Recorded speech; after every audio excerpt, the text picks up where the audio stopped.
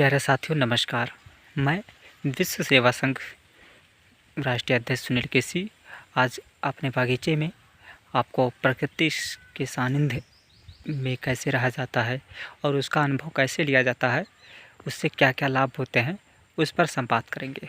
प्यारे साथियों, सबसे पहले तो मैं अपने बागीचे में कुछ वृक्ष हैं उसके बारे में जानकारी देना चाहता हूँ। जैसे आपके सामने ये बेल है, ये बेल, इधर बगल में लीची है। जो लीची के बारे में हम दिखाते हैं, इसमें फल भी आ रहे हैं। देखिए इधर जो है फल आ गए हैं। और ये लीची का पौधा है, ये आम का पौधा है, बगल में केले का पौधा है और इधर शीशम का पौधा नाम जानते ही हैं।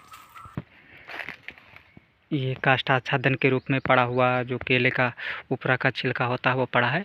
और बगल में वहाँ कटहल का पौधा है जो सामने दिखाई दे रहा है।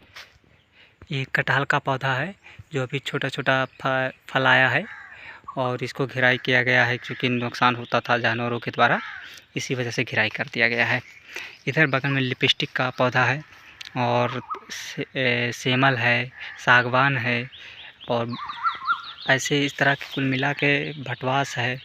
और बहुत देखा जाए तो बहुत से ऐसे पौधे, घास में तो दुर्बा है और पत्तल अर्जुन के पौधे हैं।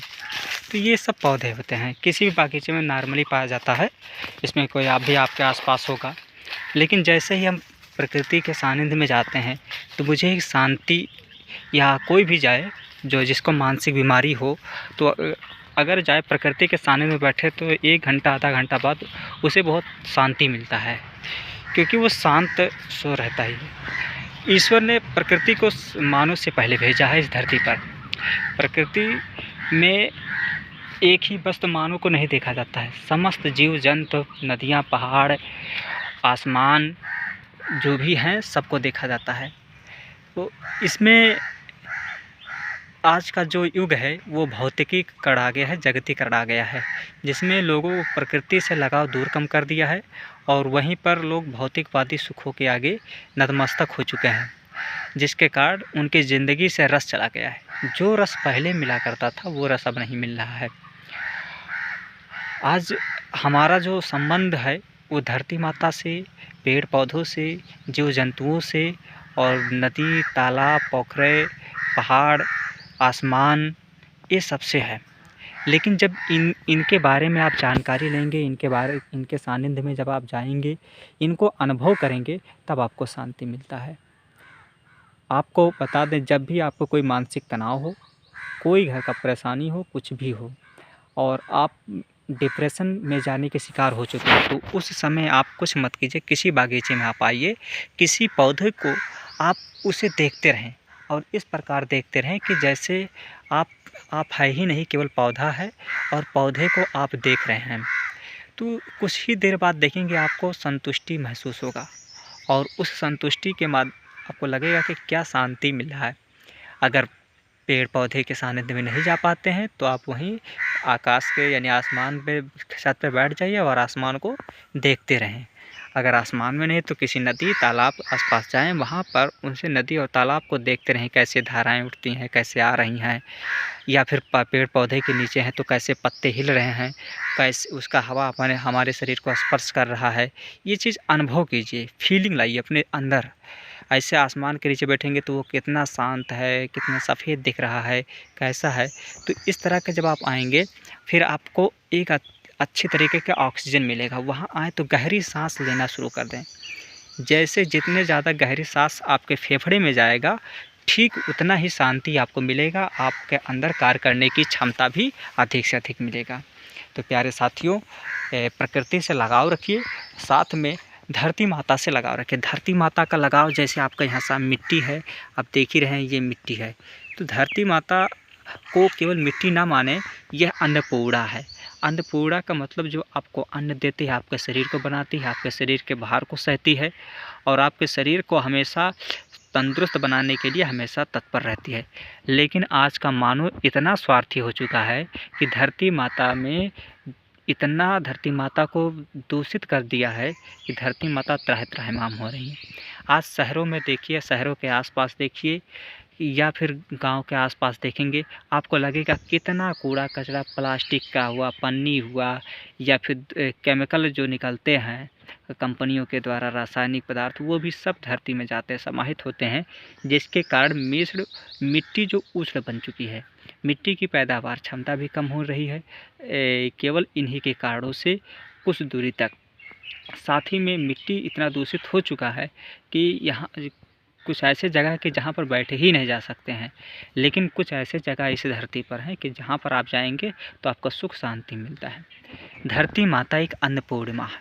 अन्नपूर्णा यानी इसमें अनंत करोड़ के जीवाणु पाए जाते हैं, इसमें सारी पोषक तत्व पाए जाते हैं जो आपको शरीर के लिए आवश्यक है। आपको बता दें, शरीर में 18 तत्व होते हैं और ये 18 तत्व आपके लिए उपयोगी होते हैं। ठीक इसी प्रकार जैसे गौमूत्र में 18 तत्व पाए जाते हैं, मुख के लार में 18 तत्व पाए जाते हैं, वही ठीक 18 तत्व आप धरती माता में पाए जाते हैं, जो अन्न, फसल, सब्जी, फल, फूल के माध्यम से आपको मिलते हैं। और प्रकृति के द्वारा जो पोषक तत्व हैं, जैसे ऑक्सीजन है, वो हवा के माध्यम से मिलता है। शांति उसको देखने से मिलता है, यानी पेड़ पौधे को आप देखेंगे तो आपको शांति मिलेगा। वहीं पर आप नंगे पैर चलेंगे दूब पर, तो दूब से आँखों की रोशनी भी बढ़ती है दूब पर चलने पर, साथ में आपको एक अच्छा शांति भी महसूस होता है। आसमान के उसमें बैठेंगे, आसमान को देखेंगे, रात में चंद्रमा को देखेंगे, या उगते हुए सूर्य को देखेंगे, या फिर उड़ते हुई चिड़िया को देखेंगे, या फिर चरती हुई जानवर को देखेंगे, या गाय के आँखों को देखेंगे, गाय के कान को देखेंगे, गाय के सींग को देखेंगे, गाय के पेड़ को देखेंगे। जो भी आप देखेंगे आपको कुछ ना कुछ पॉजिटिव एनर्जी आपको मिलेगा। अगर आपको विश्वास ना हो तो आप एक हफ्ता आप किसी के सानिध्य में जाएं, चाहे वो पेड़ पौधे के सानिध्य में जाएं, चाहे वो धरती माता के सानिध्य में जाएं, चाहे वह आप आसमान के सानिध्य में जाएं, चाहे वह पक्षियों के सानिध्य में जाएं, चाहे वह जानवर के सानिध्य में जाएं, किसी के भी सानिध्य में यदि आप जाते हैं तो आपको एक आकस्मिक एनर्जी, जिसको बोला जाता है विश्व एनर्जी, आपको मिलेगा। प्यारे साथियों, जो पेड़ पौधे होते हैं वो फल फूल सब्जी के साथ में पूरा यानी पत्ता भी देते हैं, डंठल भी देते हैं, जिसका प्रयोग धरती माता अपने आच्छादन, जैसे चादर, जैसे धरती आप कपड़े पहनते हैं या माताएं बहनें साड़ियाँ या धोती इस तरह पहनती हैं, ठीक उसी प्रकार धरती माता का जो आच्छादन होता है, धरती माता का जो वस्त्र होता है, वो कूड़ा कचरा का जो पत्ता होता है, पेड़ पौधे का पत्ता होता है, डंठल होता है, ये उसकी कपड़ा है। जैसे आपको दिखा दें, इधर देखिए, ये धरती माता का कपड़ा है। जैसे आपके पत्ता है, छोटे छोटे पौधे हैं, कूड़े कचरे हैं, ये सब आपके क्या हैं? धरती माता के चद्दर हैं, धरती माता का वस्त्र है। तो इस धरती माता को वस्त्र को मत हटाएं। आज का जो मानव होता है, प्लास्टिकीकरण के आगे, पन्नियों के आगे, किसी नदियों के कहीं आसपास में देखें कि इतना पन्नी, इतना पॉलीथीन का प्रयोग करते हैं जो कभी नष्ट नहीं होने वाला है। और उससे जैसे ही प्लास्टिक या पन्नी को जलाया जाता है तो कार्बन मोनोऑक्साइड गैस, जहरीली गैस निकलती हैं, जो पर्यावरण को प्रदूषित कर देती हैं। वहीं आपका ये काष्ठ आच्छादन जो है, ये बहुत सड़ता है, गलता है, साथ में जड़ को सूक्ष्म पोषक तत्व देने का काम भी करते हैं। जैसे यहाँ मिट्टी का पेड़ के पास पत्तियाँ हैं, सूखे हैं, इसमें कुछ होता है, जैसे गाय के गोबर और गौमूत्र से बना हुआ जीवामृत डालेंगे तो उससे क्या होता है कि पेड़ के जड़ के, पौधे के जड़ को एक जो माहौल मिलेगा, साथ में उसे पोषक तत्व मिलेगा, धरती माता के द्वारा जड़ को भी मिलेगा, जड़ के द्वारा धरती माता को भी मिलेगा। तो ये मेरे प्यारे साथियों, मैं चाहता हूँ और मेरी इच्छा है, मेरी प्रार्थना है, मेरा विनती है हाथ जोड़कर कि आप सभी प्रकृति के सानिध्य में जाएं, प्रकृति से लगाव रखें। और आज विश्व पृथ्वी दिवस है, इस दिवस के दिन आप संकल्प लें कि हम पृथ्वी के सानिध्य में, धरती माता के सानिध्य में जाएंगे, साथ ही पेड़ पौधे के सानिध्य में जाएंगे, आसमान के सानिध्य में जाएंगे, और तमाम प्रकार के जो प्राकृतिक वस्तुओं का उपभोग जो करेंगे वो समान रूप से करेंगे, ना अधिक ना कम। फालतू में पेड़ पौधों का कटान नहीं करेंगे, फालतू में मिट्टी को खोदेंगे नहीं, फालतू में किसी भी जानवर को मारेंगे या पीटेंगे नहीं या काटेंगे नहीं।